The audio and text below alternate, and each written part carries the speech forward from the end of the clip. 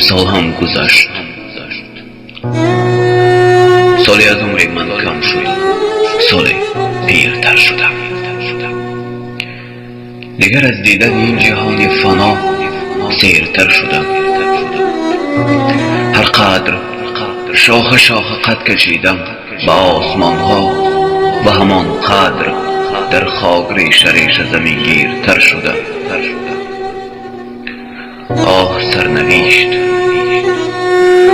هوس هایم را به باد دادی و ساخته هایم را ساختی. عمری که باید کنار نزدیکانم میگذشت، در پیراهی زندگی سنگسارش کردی. آه دنیا، دیگر من در مسیر سراشیب زندگی در پرتگاه عشق سرازیرتر شدم.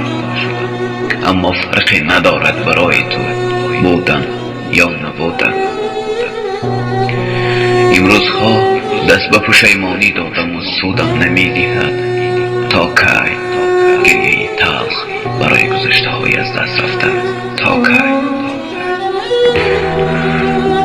هر روز خیره به کوچه می شوم، اما دیگر در کوچه های تاریک این شهر از کسی نشانی نیست مرا.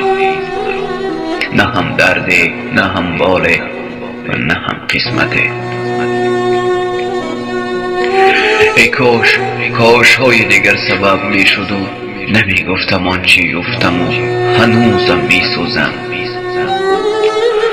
آه وای از دست روزگاری که عمرم را فدای 5 حرفی کردی که خوشی هایم را از پشت پنجره ها می بینم و زنجیری در پایم بسته، با چشمان خونینم خیره خیره می نگرم.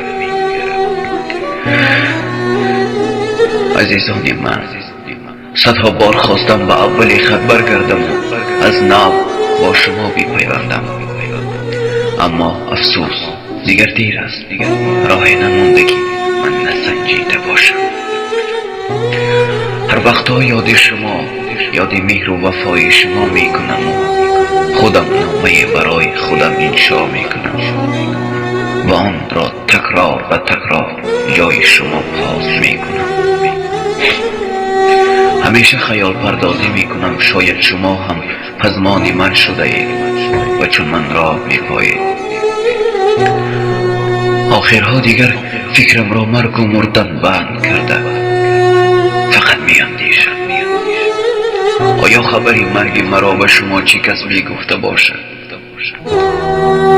آن زمان که خبری مرگ مرا از کسی میشنوید، روی شما را کاش میدیدم.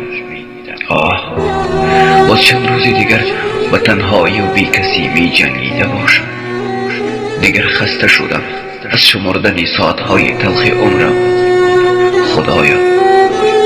خدایا بگیر جانم از این که بی کس و تنهایم. بگیر جانم دیگر تحمل روزهای را ندارم که با تنهایی پسی سر میکنم. خدایا بگیر جانم، بگیر جانم.